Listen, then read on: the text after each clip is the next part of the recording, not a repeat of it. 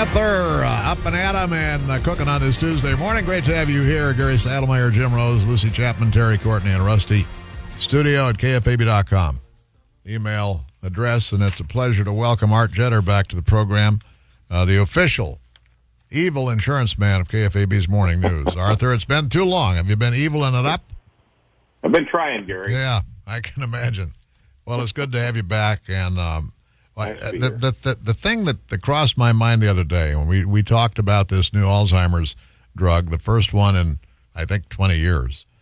It's got FDA approval. It turns out it's controversial.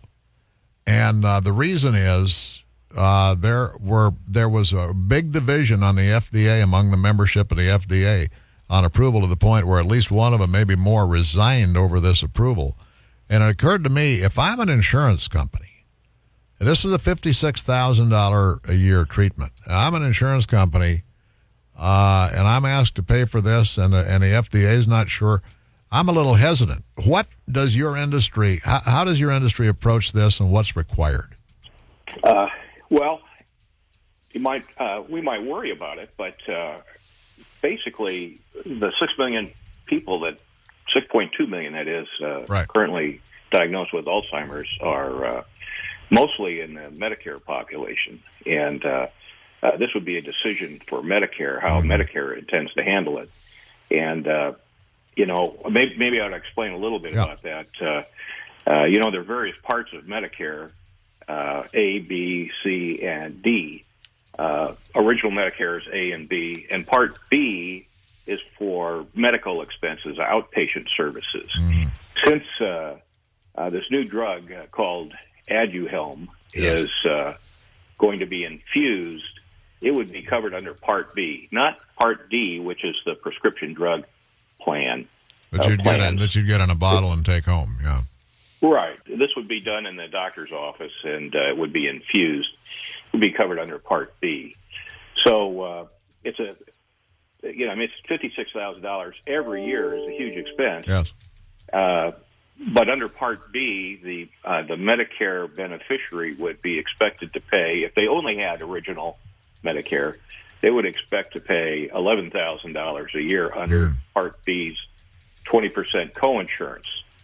Now, people with Medicare supplements, that 20% is covered, or Medicare Advantage plans, which are the private health insurance alternative to original Medicare. That's one of the reasons that Medicare supplemental is recommended. Art, I understand. I understand that. What about folks who are not covered by Medicare? I assume you guys have rules.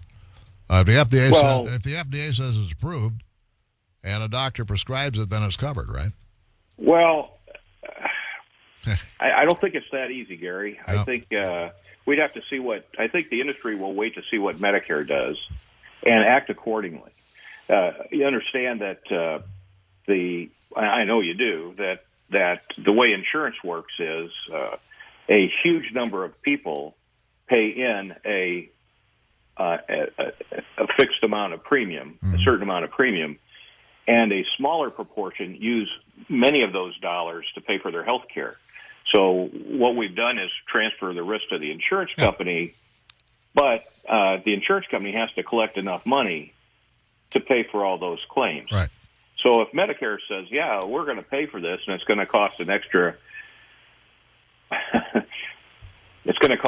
$10 billion to the insurance population, the insurance companies have to determine how to spread that across all the people that pay the premium, which would be dramatically less than having to pay for the drug themselves. Right, but it is going to have a big upward pressure on premiums, I'm sure.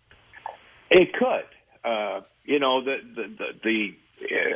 me just say the Kaiser Family Foundation said if 1 million Medicare beneficiaries receive Aduhelm, which may even be on the low side of Biogen's expectations, spending on Aduhelm alone would exceed $57 billion in a single year, far surpassing spending on all other Part B covered drugs combined.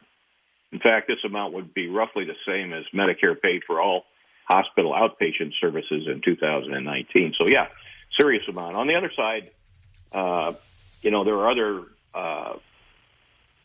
we would expect other companies to try and introduce similar kinds of treatment. But this is, this is still. There are going to be trials. This is yes, the people that quit. There were three scientists that quit, and that was the review panel. They weren't the FDA. They weren't commissioners, huh? Okay. Right. And so they quit over the disagreement with the FDA itself approving this. But, yeah, I would say in general, we're as this progresses and if it becomes widely used, then, yes, then there'll be an increase in Medicare supplement and Medicare Advantage premiums. And also the states have an issue with Medicaid for low-income people.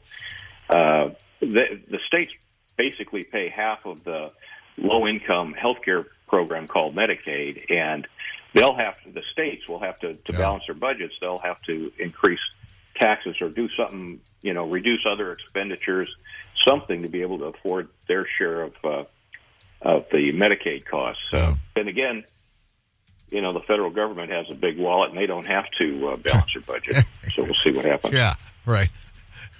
They never have. Well, I wouldn't say they never have.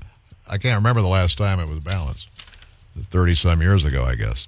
All right. Yeah. Arthur, great to have you on. I appreciate the time always. Great to be here, Gary. Good to hear your voice. Art Jetter, the official evil insurance man of KFAB's Morning News. He was sitting in his evil insurance chair, talking on his evil insurance man phone, looking out at his vast, array of real estate holdings that come from being an evil insurance man.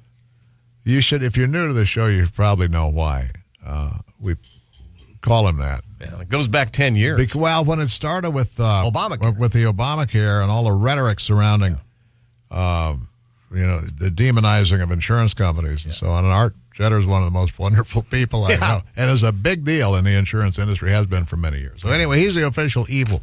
Yeah, because the Democrats were portraying all insurance companies as evil, greedy, uncaring, heartless bastards. So, well, it was exemplified by and the politicians too. Yeah. But they had the Democrats had that ad showed Paul Ryan pushing a little old lady off the cliff. After Paul Ryan, who is the Speaker of the House, and this was the portrayal by the left, had fed Grandma cat food. He put her in a wheelchair and was pushing her off the cliff, okay? And that's what the insurance companies were portrayed as by the left when they're trying to jam down Obamacare. Yeah. We need to get rid of insurance. Exactly. Actually, the insurance companies have profited wildly from Obamacare. Because they have. They've gotten involved, they've reacted, and now they've done very, very well. 7:44 now, News Radio, 1110 KFAB.